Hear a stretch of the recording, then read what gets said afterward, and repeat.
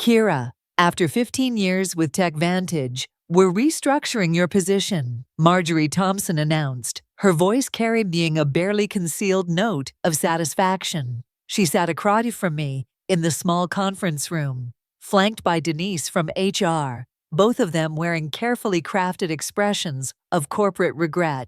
The company is moving in a new direction, Denise added, sliding a manila folder across the table. Your contributions have been valuable, but we're consolidating the research division under the product development team.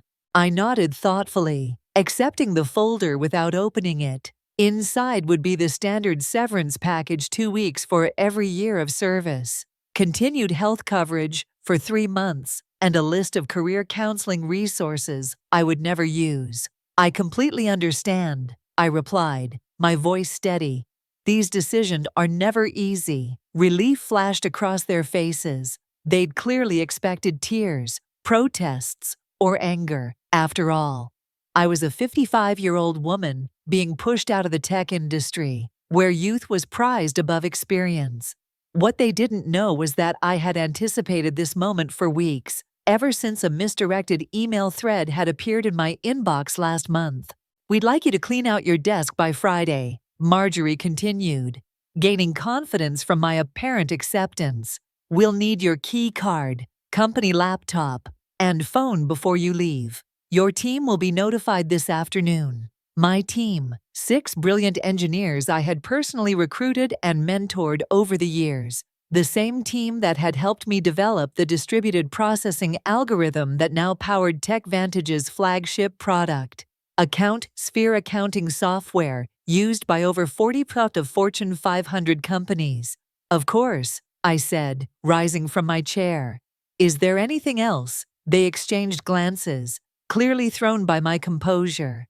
Marjorie recovered first. That's all for now. Thank you for making this professional. As I walked back to my office, I passed the glass-walled conference room where the executive team was meeting. Through the transparent barrier, I could see CEO Victor Lawson gesturing animatedly at a PowerPoint presentation titled Q3 Revenue Projections. The same Victor Lawson who had taken credit for my algorithm at last year's industry conference. Referring to me only as one of our research team members, I closed my office door and pulled out my personal phone, sending a single text message. It's happening. Friday is my last day. The response came immediately. Perfect timing. Contracts are ready. Dinner tonight to finalize details. I smiled as I looked at the calendar on my desk. Today was Wednesday. Friday, I would leave TechVantage for the last time, and Monday would be fascinating. That evening, I met Gregory Sullivan at Meridian,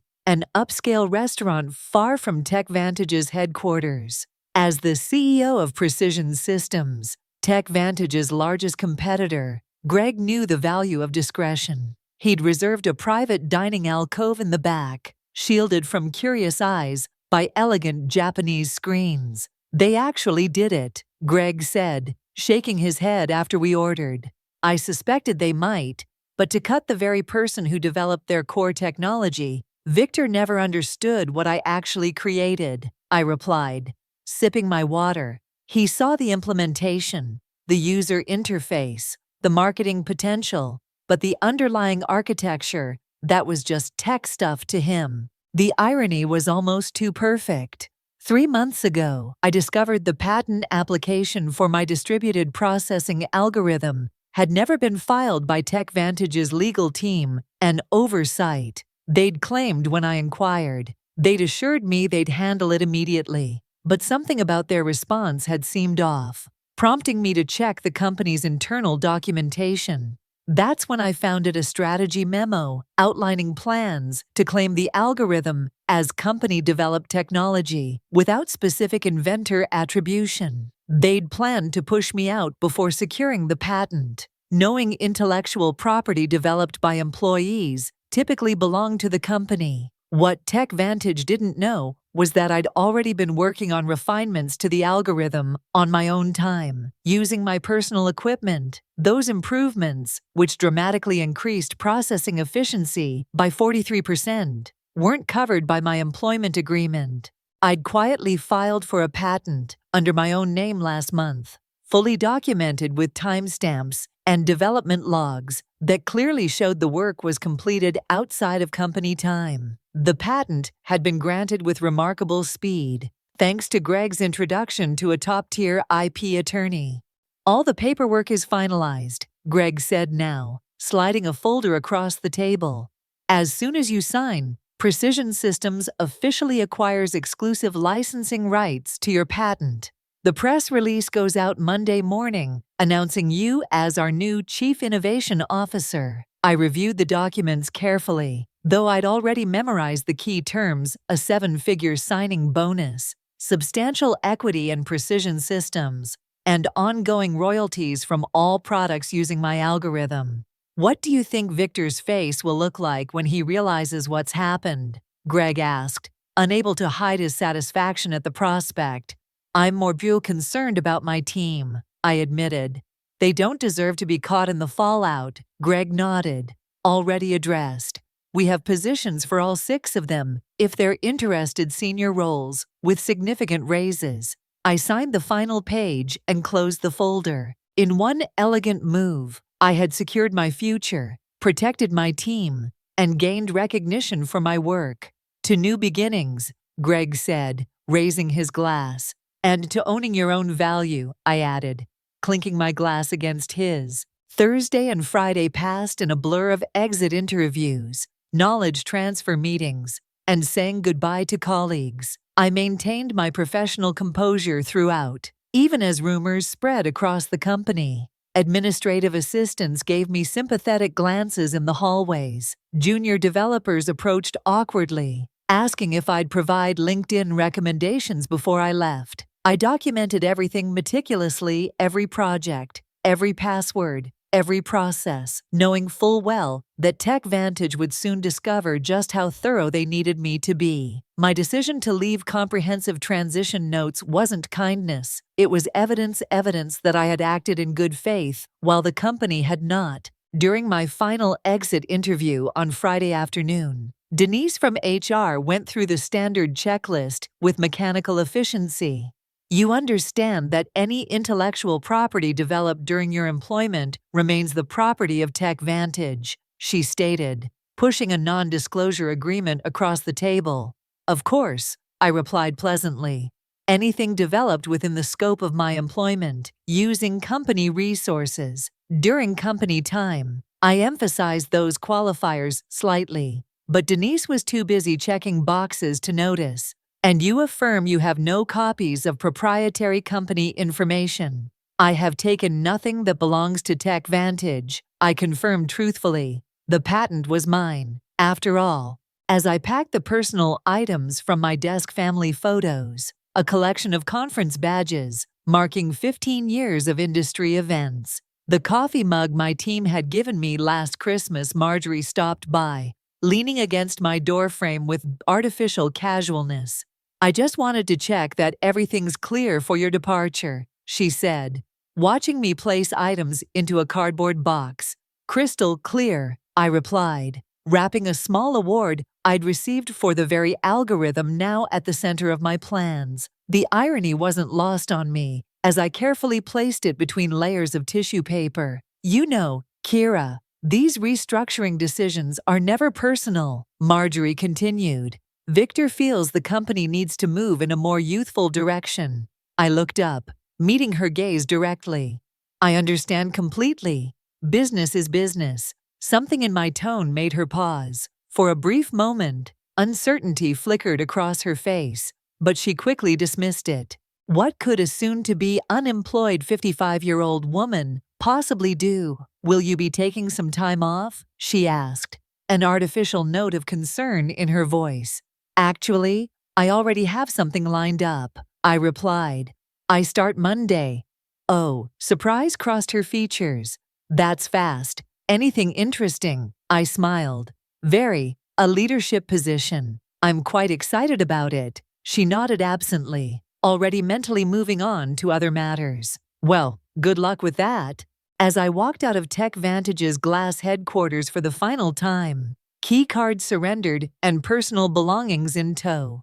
I took a moment to look back at the building where I'd spent 15 years of my career. On the top floor, I could see the executive conference room lit up for an evening meeting, likely discussing how to redistribute my responsibilities among younger, less experienced, and significantly less expensive staff. Little did they know that, in less than 72 hours, that same room would be hosting an emergency crisis meeting instead. Monday morning dawned bright and clear. I dressed carefully in my new charcoal suit, a power outfit I'd purchased specifically for this day.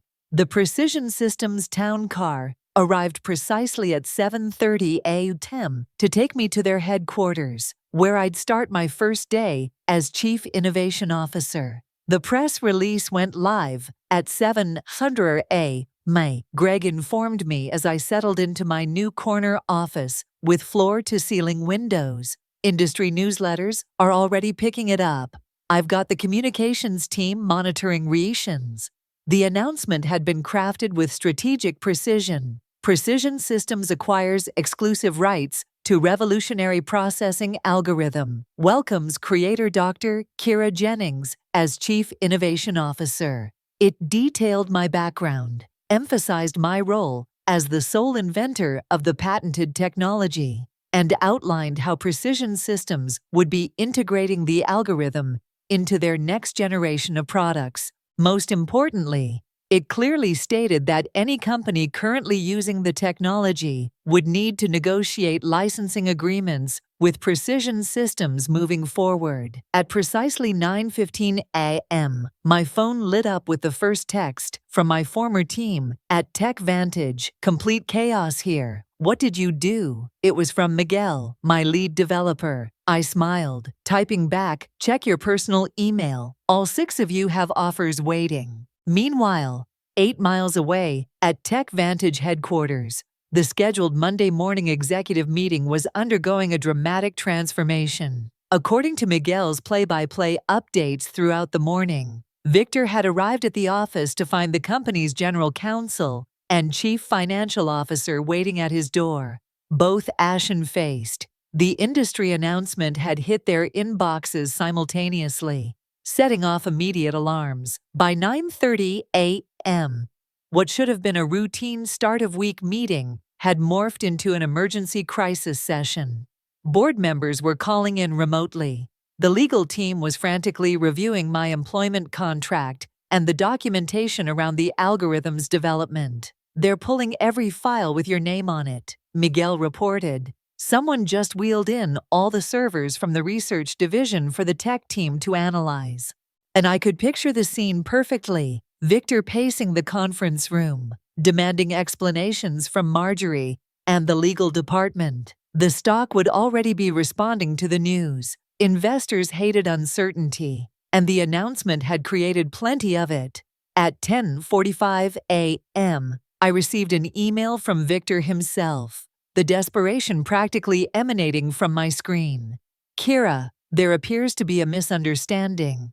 Please call me at your earliest convenience to discuss." I forwarded it to Precision Systems' legal team without responding. By noon, the industry was buzzing with speculation. TechVantage's stock had dropped 7% since the market opened, while Precision Systems had seen a 12% increase. 3 different technology journals had requested interviews with me about the strategic coup that had shaken the accounting software industry. "How are you feeling?" Greg asked, stopping by my office as I settled in. "Validated," I replied honestly. 15 years of watching others take credit for my work, of being told I should be grateful just to have a seat at the table. And now, finally, recognition. My new executive assistant appeared at the door. "Dr. Jennings, the development team is ready for you in the main conference room." And she hesitated. TechVantage's CEO has called 4 times in the last hour. "Please let him know I'm in meetings all day," I replied calmly. "I'll have our legal team reach out to discuss licensing options later this week." As I walked toward my first meeting as Chief Innovation Officer, my phone buzzed with another update from Miguel. "Board just called emergency session. Victor looks like he's about to explode. P.S. My team and I accept your offer. When can we start? Batiam Simikan.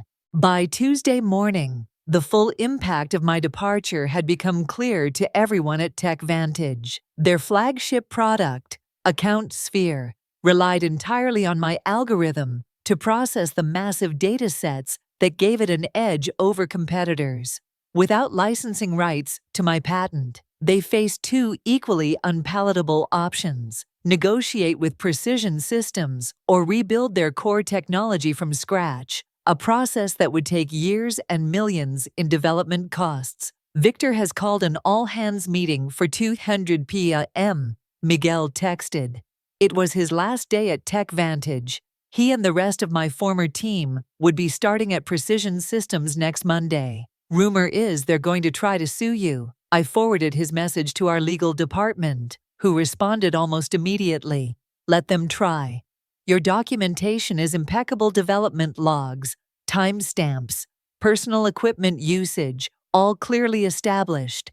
We've prepared for this scenario. Meanwhile, I was settling into my new role with remarkable ease. The respect I received at Precision Systems was a stark contrast to my final years at TechVantage. When I spoke in meetings, people actually listened. My ideas weren't repackaged by male colleagues and presented as their own. My age and experience were viewed as assets rather than liabilities. The engineering team is implementing your efficiency improvements, Greg informed me during our afternoon briefing.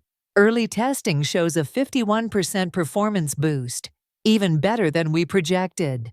I had several refinements I never shared with TechVantage, I admitted. After I discovered they were planning to eliminate my position, I saw no reason to give them my best work. Their loss, our gain, Greg replied with a satisfied smile.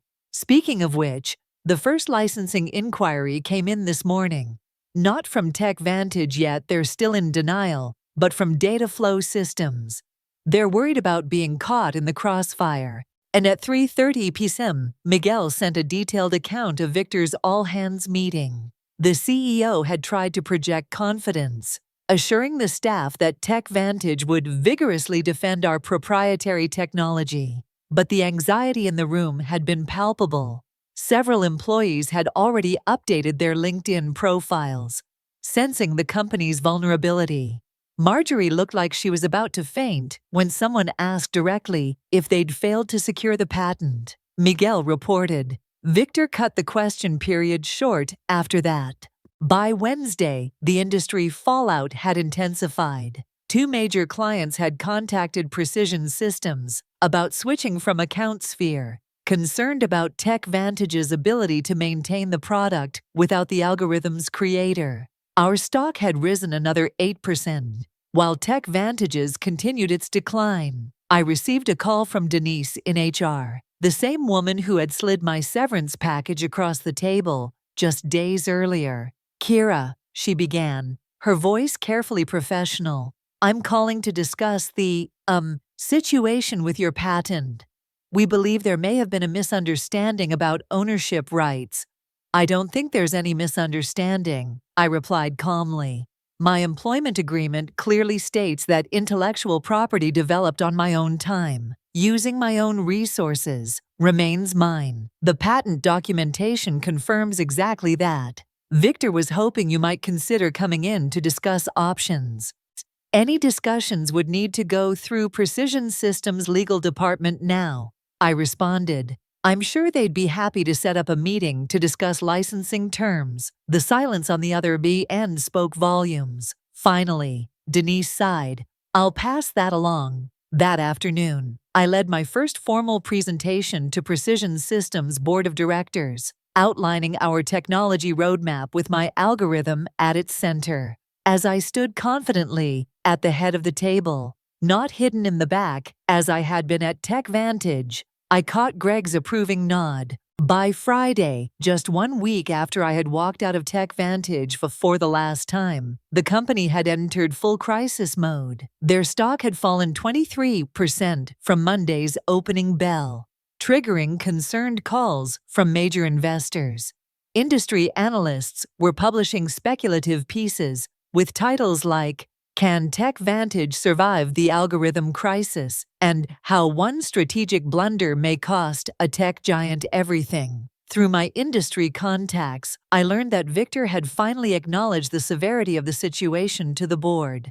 TechVantage would need to either license my algorithm from Precision Systems, likely at exorbitant rates that would devastate their profit margins, or undertake a complete rebuild of AccountSphere without using any technology covered by my patent. They've started interviewing for a new development team, Miguel informed me during our Friday video call, where we discussed his upcoming transition to Precision Systems. Victor's claiming they can recreate the functionality in 6 months. I couldn't help but laugh. The original algorithm took me 3 years to perfect, and that was with intimate knowledge of the problem space.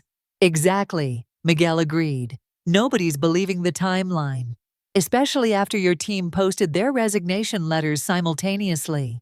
The knowledge drain is massive. That afternoon, TechVantage's attorneys finally reached out to Precision Systems to open a dialogue about potential licensing arrangements. Our legal team, following the strategy we had developed, responded with terms that were technically fair but strategically painful, 3 times the standard industry licensing rate, plus a public acknowledgement of my role as the technology's inventor. They'll balk at the acknowledgement more than the cost, Greg predicted as we reviewed the response in his office.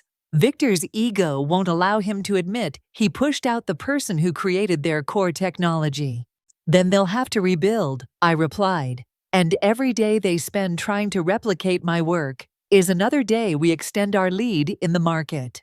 The following Monday morning, 10 days after my unceremonious dismissal, I led the first meeting with my newly assembled innovation team, which included Miguel and the other 5 engineers from TechVantage. The energy in the room was electric as we mapped out the next evolution of my algorithm. "This is how development meetings should be," commented Anita, one of my former team members.